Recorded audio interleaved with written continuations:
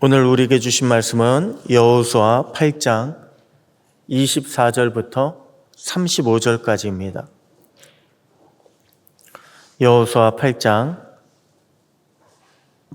24절부터 마지막 35절까지 우리 한 절씩 교독하시겠습니다.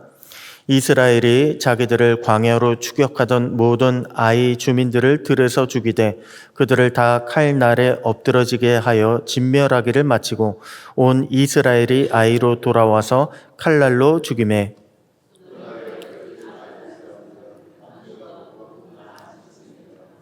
아이 주민들을 진멸하여 바치기까지 여호수아가 단창을 잡아든 손을 거두지 아니하였고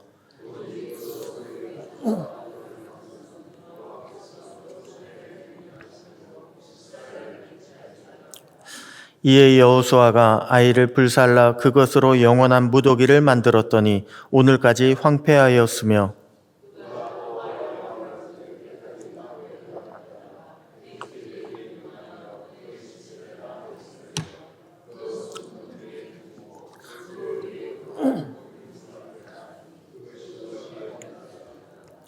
그때 여호수아가 이스라엘의 하나님 여호와를 위하여 에발산에 한 제단을 쌓았으니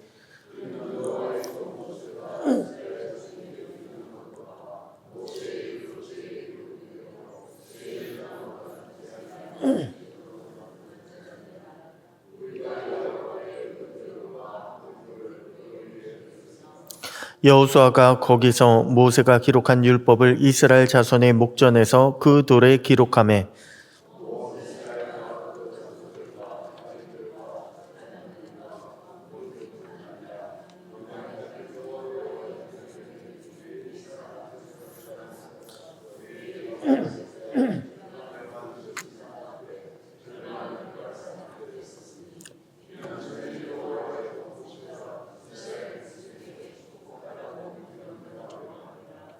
그 후에 여호수아가 율법책에 기록된 모든 것대로 축복과 저주하는 율법의 모든 말씀을 낭독하였으니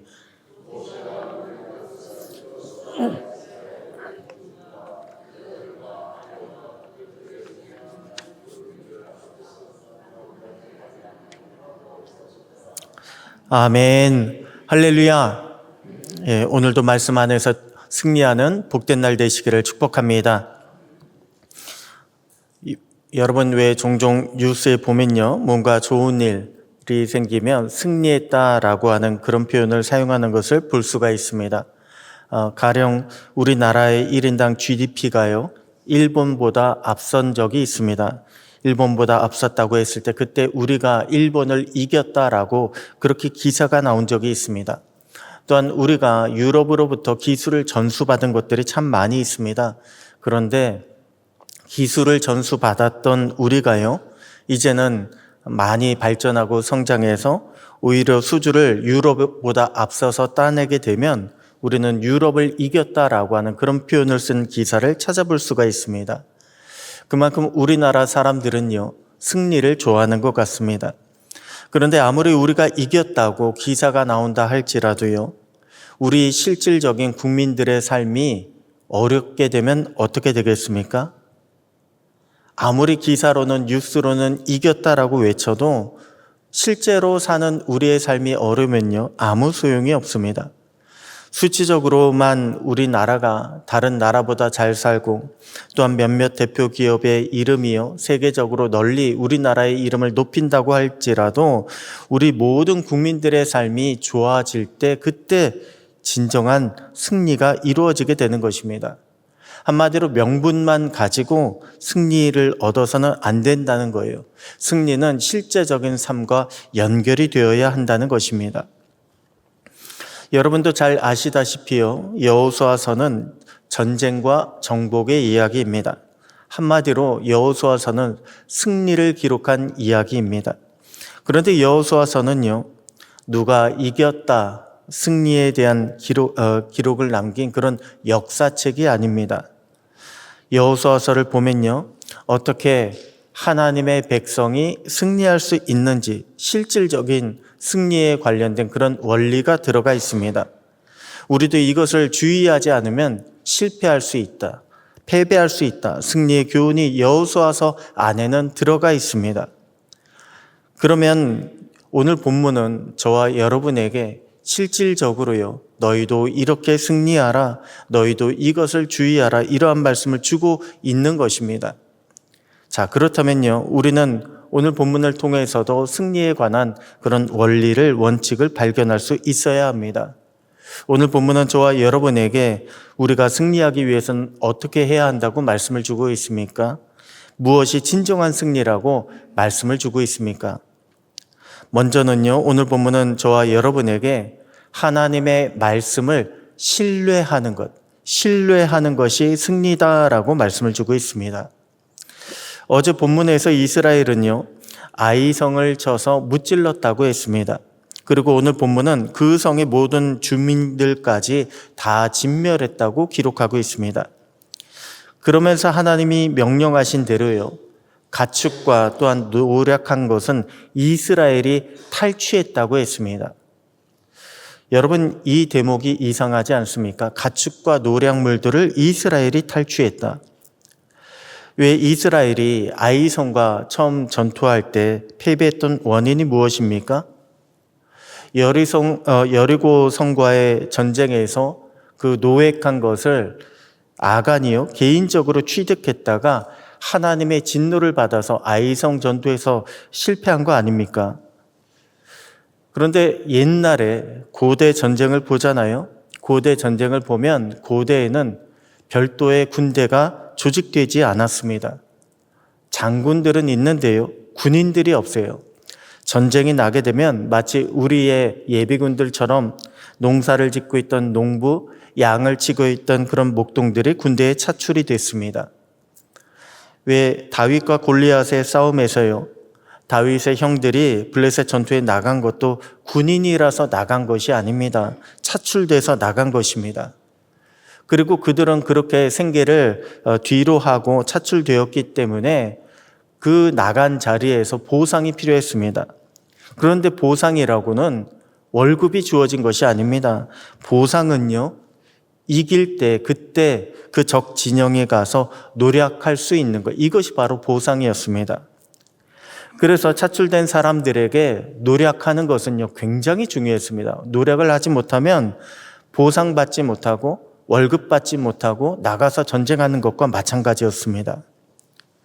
자, 그렇다면 하나님은요, 왜 첫 번째 전투인 여리고 전투에서 노력을 금지시켰을까요? 여러분, 엄밀하게 말씀드리면요, 하나님은 모든 노력을 금지시킨 것이 아닙니다. 첫 수확은 하나님께 돌리라라고 하신 율법적인 명령을 내리신 것입니다. 첫 번째 전투이다. 왜 하나님께서 말씀을 주실 때, 율법을 주실 때 모든 초태생은 내 것이라라고 그렇게 말씀하지 않았습니까? 장자는 내 것이다. 처음 난 것은 내 것이다. 하나님은 그렇게 율법에서 말씀을 주셨습니다. 그래서 여리고 성의 모든 가축들 또는 노획한 모든 물건들은요, 하나님의 것으로 돌리라, 노획을 금지시켰고, 두 번째 아이성 전투에서부터는요, 노획을 허락하신 것입니다. 그래서 아간의 범죄는요, 단순히 개인적인 욕심 때문에 일어난 것으로만 볼 수가 없습니다. 아간도요, 보상을 받기 위해서 전쟁에 나갔습니다. 보상을 반드시 받아야만 합니다. 그런데 하나님께서 금지시킨 거예요. 그러다가 노력한 그 물건들을 보고 욕심도 생기고, 내가 지금 챙기지 않으면 언제 챙기겠나, 말씀을 신뢰하지 않은 그 불신앙 가운데 그러한 범죄를 저지르게 된 것입니다. 여러분, 우리는요, 얼마든지 몸으로 순종할 수 있습니다. 내 마음이 내키지 않아도, 내 믿음이 조금은 부족해도 우리는 몸으로 나서고 몸으로 순종할 수 있습니다. 그런데 여러분, 진정한 순종은요, 우리가 하나님을 신뢰할 때 나오게 되는 것입니다. 하나님께서 반드시 이루어 주실 것이다. 그러한 믿음을 가지고 우리가 조급해하지 않고, 그러한 믿음 안에서 우리가 두려워하지 않을 때 참된 순종이 나오고 진정한 승리도 나올 수 있게 되는 것입니다. 오늘 저와 여러분도 우리 주님을 신뢰하며 주님이 주신 말씀에 온전히 순종할 수 있게 되기를 소원합니다.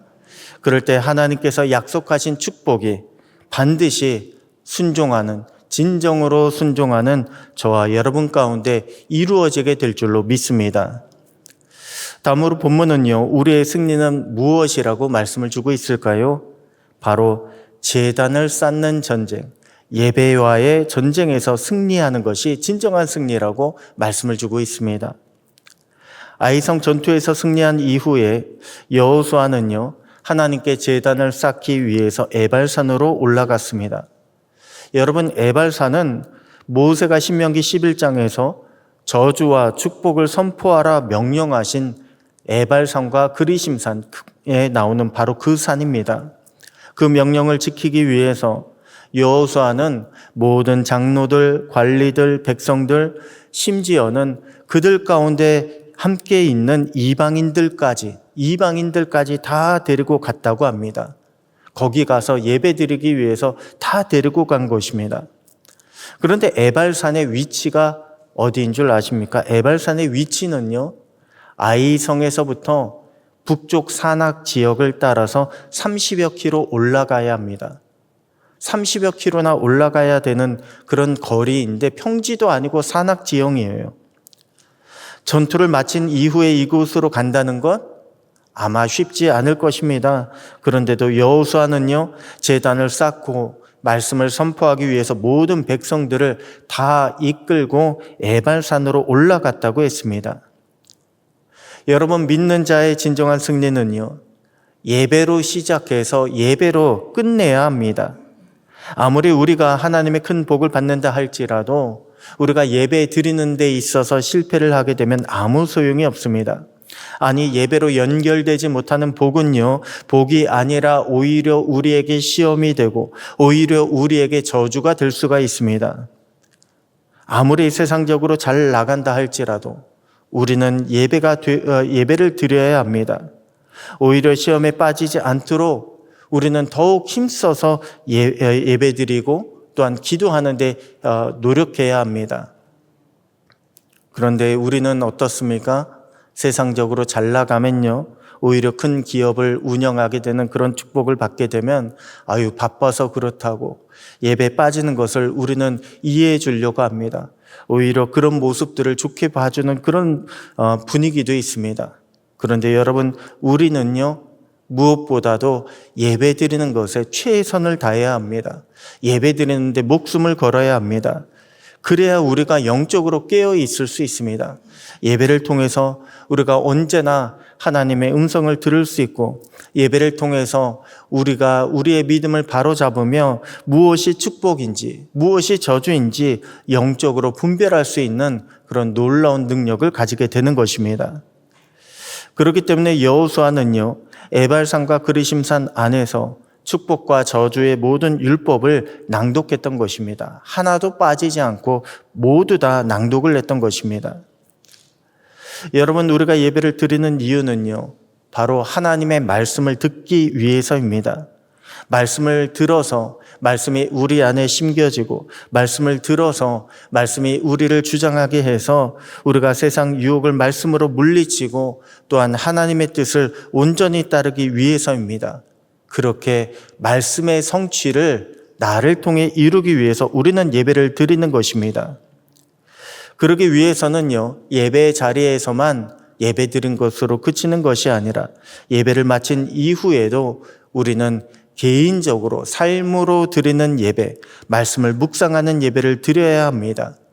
그렇지 않으면 세상의 말이 나를 지배하게 됩니다. 욕심의 말, 사람의 말이 나를 지배할 수 있습니다. 그래서 우리는 언제나 말씀을 묵상하고 말씀 앞에 아멘으로 받아들여야 하는 것입니다. 오늘 저와 여러분도 말씀의 묵상과 기도를 통해서 온전히 우리 주님을 신뢰하며 말씀대로 순종할 수 있게 되기를 소원합니다. 그래서 주님이 인도하시는 말씀의 큰 승리와 축복과 은혜를 받아 누리는 오늘 하루 저와 여러분 모두가 되시기를 주님의 이름으로 축복합니다. 기도하겠습니다. 하나님 아버지, 감사합니다. 오늘도 우리가 주님을 신뢰하며 주님의 길로 행하는 복된 날이 되기를 소원합니다. 유혹과 시험이 판치는 세상 속에서 우리의 마음과 생각을 지켜주시고 말씀 묵상을 통해 깊은 깨달음과 지혜를 허락하여 주시옵소서.